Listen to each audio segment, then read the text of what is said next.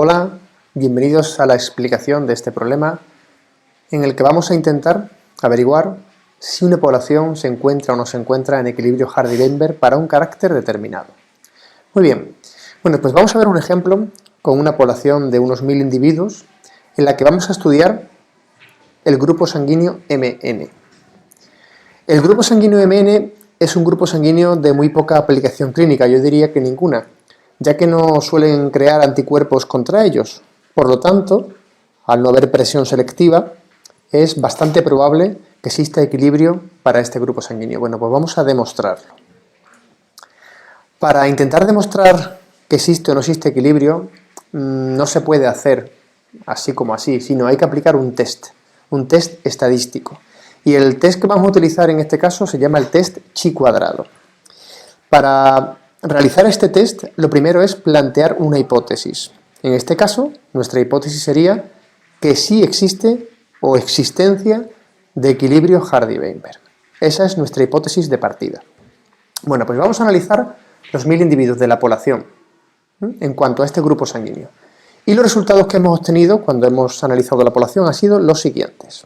Bien, ahí tenemos los tres posibles genotipos, genotipo MM, MN o NN. Bueno, bien, pues hemos observado un total de 320 individuos para MM, 480 para MN y 200 para NN. Como veis, el total de la población son los 1000 individuos que antes hablábamos. Estos datos me los da el problema, ¿vale? O sea, esto es el enunciado del problema, digamos. Muy bien, vamos a ver qué tenemos que hacer a continuación. Lo primero es calcular las frecuencias alélicas esperadas.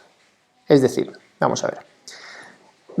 Tenemos ahí la tablita de referencia y vamos a calcular cuál es la frecuencia del alelo M.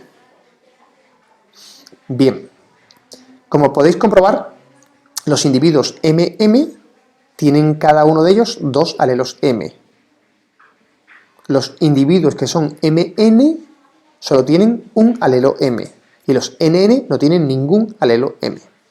Por tanto, la frecuencia del alelo M serán los 320 individuos MM multiplicado por 2, ya que cada individuo MM aporta 2 alelos M, le sumamos los 480, que son los que aportan los individuos MN, podríamos poner ahí 480 multiplicado por 1, pero no tendría sentido, dividido por el total de alelos. Es decir, como cada individuo, al ser diploide, para este carácter tiene 2 alelos, sería 1000, que es el total de individuos, multiplicado por 2. ¿De acuerdo? Y eso da 0,5600. Es importante los 4 decimales, aquí da exacto, pero en los problemas que hagamos es importante siempre coger como mínimo 4 decimales para evitar posibles errores en el redondeo y en cuentas posteriores. Y ahora lo mismo haríamos para la frecuencia del alelo N. Es decir, multiplicamos 200 por 2, en este caso 200 porque son los individuos NN, por 2 porque cada individuo NN aporta 2 alelos N, le sumamos los 480 que aportan los individuos MN, que solo tienen un alelo N, y dividimos de nuevo entre el total de alelos, que son 1000, número de individuos, multiplicado por 2 porque cada individuo aporta 2 alelos.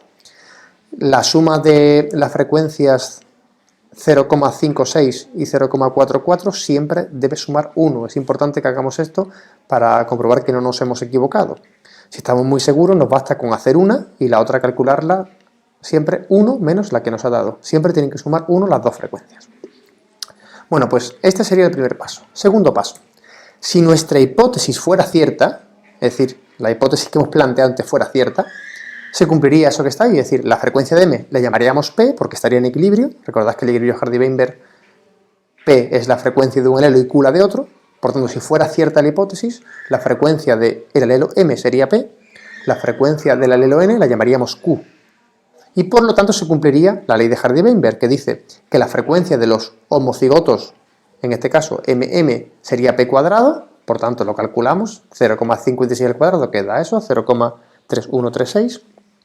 La frecuencia de los heterocigóticos MN será 2PQ, cumpliendo la ley de Hardy-Weinberg, es decir, 2 por 0,56 por 0,44, daría 0,4928, y la frecuencia de los individuos NN sería Q cuadrado. 0,44 al cuadrado igual a 0,1936. De nuevo, la suma siempre tiene que dar 1, importante, ¿eh? Importante la suma de los tres de las 3 frecuencias debe dar 1.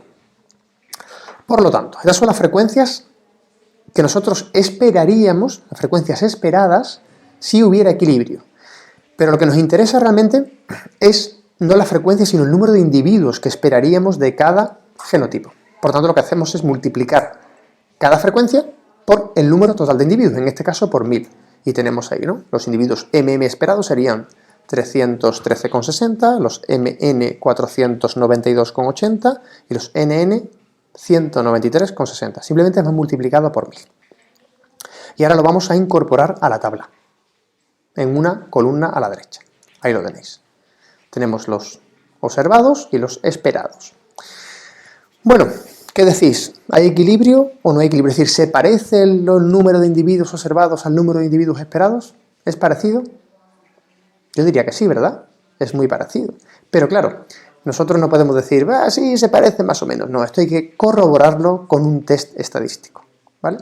Con un test para ver si podemos decir, oye, mira, pues sí o no. ¿Cómo se hace el test? Que ya digo que es el test chi cuadrado. Bueno, pues se va a hacer haciendo el siguiente cálculo. Copiamos la tablita y veis que hemos añadido una columna a la derecha que sería una cuenta matemática. Es decir, vamos a coger los individuos observados, le restamos los esperados, todo ello le vamos al cuadrado y el resultado lo dividimos entre los individuos esperados. Es decir, mirad, para MM 320 observados, ya lo sabíamos, 313,60 esperados y ahora hacemos la cuenta. 320 menos 313,60, todo ello al cuadrado entre 313,60 y nos da ese número de ahí. Repetimos lo mismo con MN, tenemos los observados, los esperados y la cuenta. Lo mismo con NN, los observados, los esperados y la cuenta. Recordad que el total son 1000 observados. Tiene que dar 1000 también la suma de los esperados porque tiene que dar. Y lo más importante, sumamos ahora los 3 numeritos de la derecha. Los sumamos. Y en este caso da 0,6747. Bien, es este número el que vamos a comparar ahora con una tabla. Una tabla que está hecha, que eso se encuentra en cualquier sitio, que es la tabla chi cuadrado, la tabla de la distribución chi cuadrado. No perdáis de vista el número, 0,6747. Bien, lo comparamos con esta tabla. Y ahora diréis, ostras, ¿esto qué es? ¿Esto qué es? ¿Cuánto número suelto? Bueno, pues esto es un poco jalioso, pero os lo cuento porque para aquí, para genética, es bastante sencillo. En esta tabla veis que en las columnas se muestra lo que se llama los grados de libertad. Y en las filas se encuentran lo que se llama la probabilidad de encontrar un valor que sea mayor o igual que el chi cuadrado. Bueno, os lo explico. Grados de libertad. ¿En qué fila nos paramos? ¿En qué fila sería la buena? No sé si antes he dicho columna. Bueno, los grados de libertad están en las filas. ¿Veis? Fila 1, 2, 3, 4, etc. Bueno, pues se va a calcular número de genotipos menos número de alelos. Es decir, ¿cuántos genotipos distintos había en nuestro problema? 3. El MM, el MN y el NN. 3 genotipos. ¿Cuántos alelos hay en el problema? 2. El alelo M y el alelo N. Por tanto, 3 menos 2, 1 grado de libertad. Nos centramos en la primera fila. 1 grado de libertad. Las demás nos olvidamos. Y ahora, ¿con qué probabilidad vamos a trabajar? Bueno, pues valdría cualquiera, ¿no? La que quisiéramos. Yo pienso que un número aceptable sería 0,05. Es decir, una probabilidad de acertar del 0,05, perdón, una probabilidad de fallar del 0,05 y de acertar del 95, es decir, un 95% de acierto. Bueno, pues ahora viene lo enrevesado de esto. Comparamos el número de antes, que era 0,6747 con este. Bien, ¿qué ocurre? Que realmente estos test matemáticos, estos test estadísticos, nos permiten no aceptar la hipótesis que hemos planteado, sino rechazar la hipótesis que hemos planteado. Es decir, si el valor que nos ha dado antes 0,6747 fuera mayor que el 3,8415, rechazaríamos la hipótesis. Y la rechazaríamos con una probabilidad de acertar del 95%. Estaríamos rechazando de esto no es cierto y además tenemos un 95% de probabilidad, o de porcentaje en este caso, de acertar, esa fiabilidad.